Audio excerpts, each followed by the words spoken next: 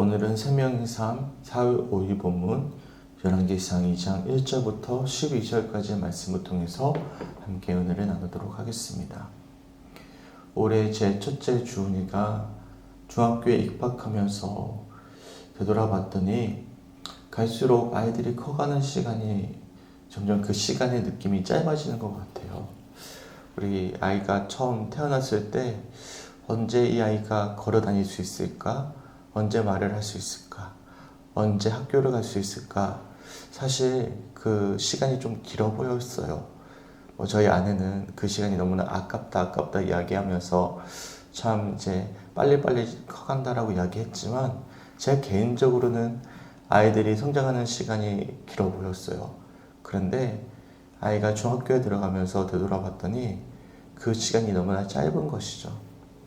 사실 우리도 그렇지 않습니까? 우리도 이제 나이가 들면 들수록 우리에게 주어지는 이 시간이 점점 짧아지는 것 같아요. 어린 시절에는 하루가 굉장히 길었잖아요. 그런데 죄송해요. 우리 함께 예배하는 성도들에 비해서 저는 아직은 젊지만 그럼에도 불구하고 어린 시절에 비해서 하루가 짧고요. 그리고 1년이 굉장히 짧게 느껴집니다. 그리고 최근에 여러 성도님들의 이야기를 듣다 보면 작년과 올해가 농사하는 느낌이 다르더라. 작년에는 밭을 이렇게 갈았는데 올해는 곡괭이질 몇 번만 해도 지치더라. 이렇게 말씀을 해주시거든요. 그러니까 하루하루가 또한 한 해가 굉장히 짧게 우리에게 느껴지는 그런 어떤 느낌을 받게 됩니다. 그러다 보면 우리는 모두 다 이제 마지막 순간에 마주하게 되겠죠. 그런데 감사한 것은요. 믿는 자들에게 있어서 마지막 순간은 마지막이 아니라 새로운 출발이라는 사실을 기억할 수 있는 우리 성주교회 성도들이 되었으면 좋겠습니다. 제가 오늘 잠깐 이런 말씀을 드린 이유는 오늘 본문 말씀은 다들 우리가 묵상해 보셨겠지만 다윗의 마지막 유언을 소개해 주고 있는 장면이에요. 쭉 제가 좀 잠깐 나누겠지만 저는 개인적으로 오늘 말씀을 묵상하면서 마지막 12절 말씀이 가장 은혜가 되었습니다. 제가 12절 말씀 먼저 한번 읽어드릴게요. 솔로몬이 그의 아버지 다윗의 왕위에 앉으니 그의 나라가 심히 견고하니라. 아멘. 다윗을 이어서 그의 아들 솔로몬이 우여곡절 끝에 드디어 왕위에 앉을 수가 있었습니다. 그런데 이 솔로몬이 이제 그 다음에 왕위에 앉았지만 이 아버지 왕위에 앉았다라는 표현 참 멋있어 보였고요. 더 나아가서 아버지에 이어진 이 아들의 나라가 심히 견고하였다라는 모습을 우리가 말씀을 통해서 보게 된다면 참 아름다운 승계 과정을 통해서 다윗의 영광이 솔로몬에게도 계속 이어졌다라는 것은 제게는 참 소망이 되었어요. 왜냐하면 다윗의 죽음은 죽음이 아니라 새로운 첫 출발의 연장선이라는 사실을 우리들이 말씀을 통해서 묵상해 볼 수가 있는 것이죠. 우선은 두 가지로 볼 수가 있는데 첫째로는 우리 아이들이 제 믿음을 제 삶을 이어가는 것이구나 라는 것에 감사했고요. 두 번째로는 우리의 죽음이 끝이 아니구나. 어쩌면 새로운 출발이 될 수 있는 거예요. 새로운 출발이 되는 것이죠. 그렇잖아요. 우리가 가야 될 곳은 단순히 이 땅에서의 삶이 전부가 아니지 않겠습니까?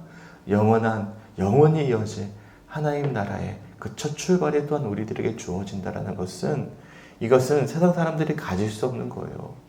아무리 세상 사람들이 돈이 많고 권위가 있고 부유함이 있고 명예가 있더라도 절대 이것은 가질 수가 없어요. 무엇과도 바꿀 수가 없는 오직 믿음을 주는 우리들에게 가장 큰 축복이라는 사실을 기억할 수 있는 우리 성주교회 성도들이 되었으면 좋겠습니다. 더 나아가서 저는 우리 성도들의 가정이 모두 다 이런 믿음의 명문 가정이 되었으면 좋겠어요. 그러니까 우리 성도님들의 이 믿음이 단순히 우리 대로 끝나는 것이 아니라 사랑하는 아이들에게, 자녀들에게, 손주들에게도 자자손손 대대로 계속 이어질 수 있는 그런 놀라운 축복이 우리 모두에게 있으시길 주님의 이름으로 간절히 축원합니다. 아멘. 우선 1절부터 4절까지 말씀을 보시면 다윗이 특별히 솔로몬에게 부탁을 하고 있는 이 유언이거든요. 솔로몬 당사자에게 주는 유언입니다. 제가 1절 말씀 먼저 읽어보겠습니다. 다윗이 죽을 날이 임박함에 그의 아들 솔로몬에게 명령하여 이르되 라고 말씀하고 있어요. 여기서 명령하다라는 것은 당부하다라는 거예요. 다윗이 이제 마지막 순간이 찾아왔음을 알고는 사랑하는 아들 솔로몬에게 당부하고 있음을, 그러니까 유언이죠. 유언을 나누고 있음을 우리들이 알 수가 있어요. 그러면서 크게 두 가지 유언을 남깁니다. 첫 번째는 2절 말씀인데요. 내가 이제 세상 모든 사람이 가는 길로 가게 되었노니 너는 힘써 대장부가 되고 라고 말씀하고 있어요. 첫째로는 솔로몬에게 남자답게 강해져라, 당당히 살아라 라고 부탁을 하고 있습니다. 그래서 내가 세상 사람들이 가는 모든 길로 가게 되는데 이제 마지막 죽음을 마주하고 있는데 너는 힘써 대장부가 되어줘야 된다. 여기서 대장부가 된다, 힘써 이 표현의 원어를 보니까 강해져라 라는 뜻입니다. 그것도 완료형입니다. 반드시 너는 강해져야만 한다. 단단해져라. 그래야만 내게 맡겨주셨던 하나님의 사명을 감당할 수가 있고 또한 그 나라를 치리할 수 있다라고 부탁하고 있는 거예요. 저는 이 표현에 좀 도전이 됐어요. 다들 아시다시피 제가 좀 마음이 약한 편인데 그래 남자답게 당당히 서야지. 그게 내게 맡겨주신 사명을 온전히 감당할 수 있는 그런 모습이지 라는 묵상이 되어졌는데 그 묵상대로 좀 살아내길 간절히 저도 소망하고요.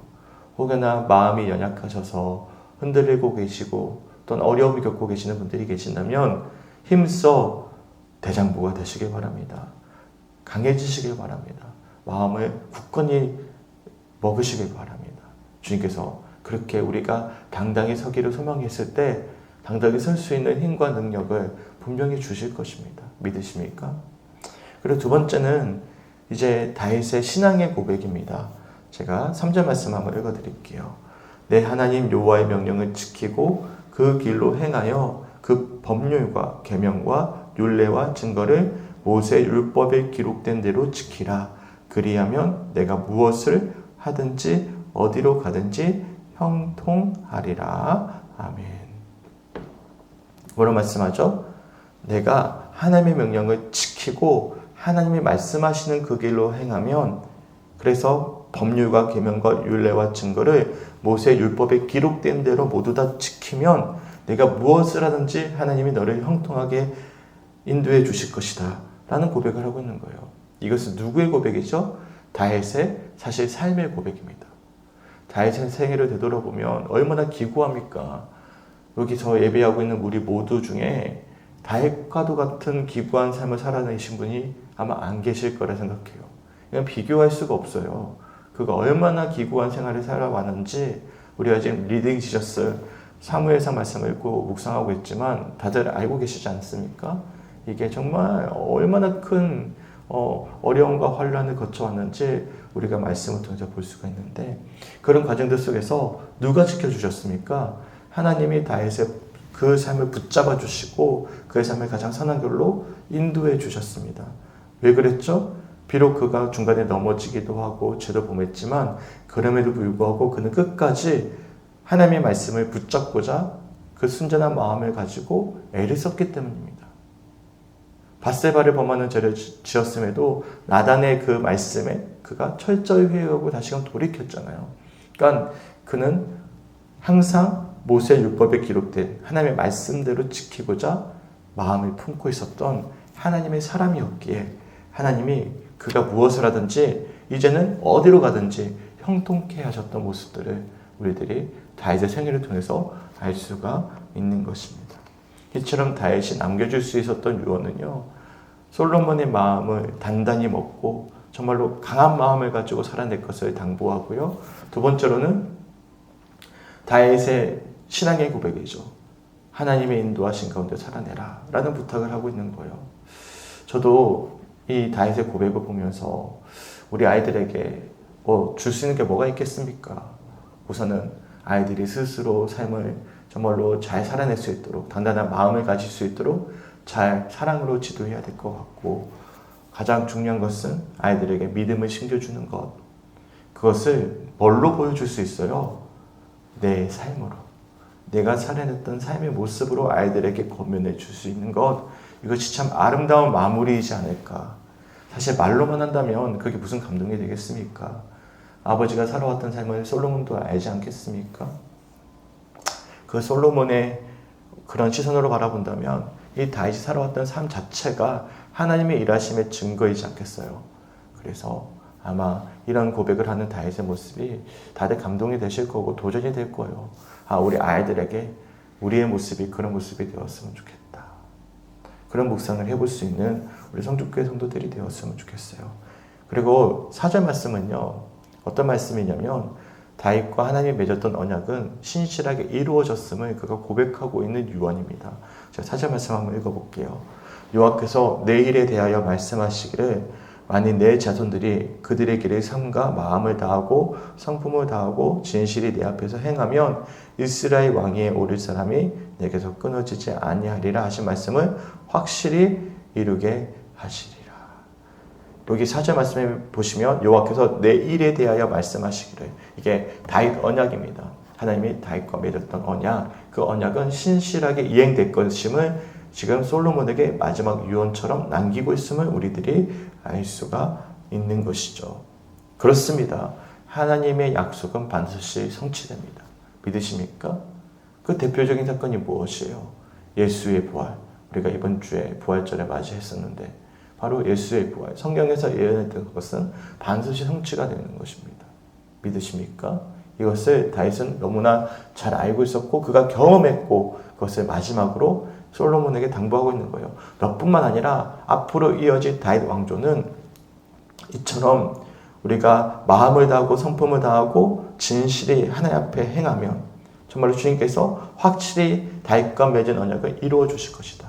여하튼 그렇게 우리가 마음을 다해서 주를 바라볼 때면 다윗과 맺은 언약은 반드시 성취가 됩니다.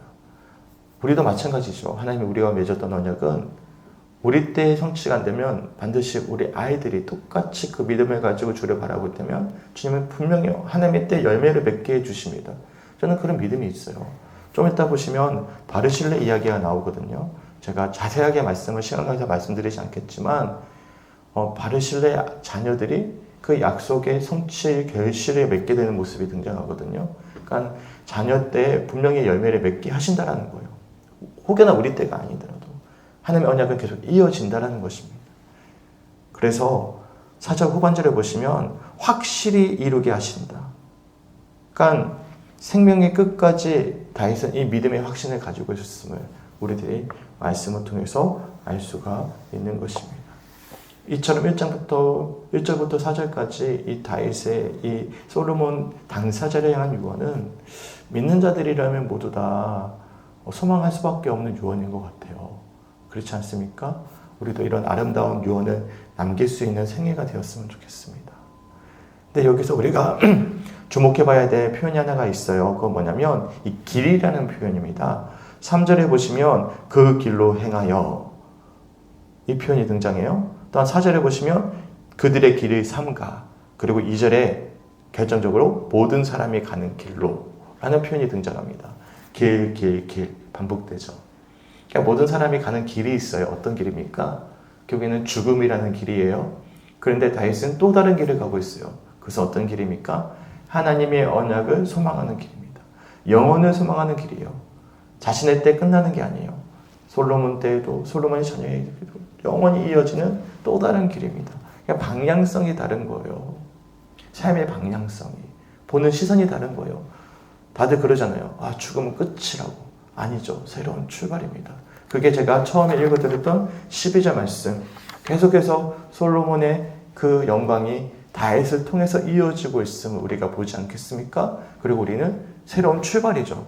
죽음이라는 것은 끝이 아니라 다시금 영원한 하나님 나라의 그 감격 가운데 살아내야 될 첫 출발이라는 것은 삶의 방향성, 경향성이 세상과는 분명히 다르구나라는 것을 알게 되는 거예요. 그래서 이 길이라는 표현을 통해서 물음을 던질 수가 있습니다. 우리의 삶은 어디로 가야 하는가? 우리는 어디로 가야 하는가?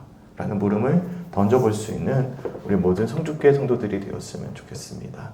아멘. 그리고 5절부터 이어지는 9절까지 말씀은요, 이제 공과 사를 분명히 나누는 모습들입니다. 대표적으로 요압이 등장하고요, 바르실레가 등장하고 시므이가 등장합니다. 이 요압은 비록 다윗을 도와서 가장 활발한 전쟁을 펼치고 또한 군대 장관으로서의 역할을 감당했지만 여러 차례 다윗의 마음을 아프게 했던 인물이고 하나님의 뜻을 반하게 했던 인물이에요. 칼에 참 피를 많이 묻혔던 인물이었습니다. 그리고 시므이도 마찬가지예요.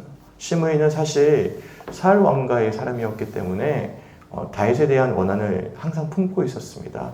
그럼에도 이제 다윗을 배반하기도 했었고요. 반대로 다윗이 다시금 왕위가 견고해지자 다시금 또 아부하면서 그 생명을 이어갔던 굉장히 세상적인 기락이 있었던 사람이거든요.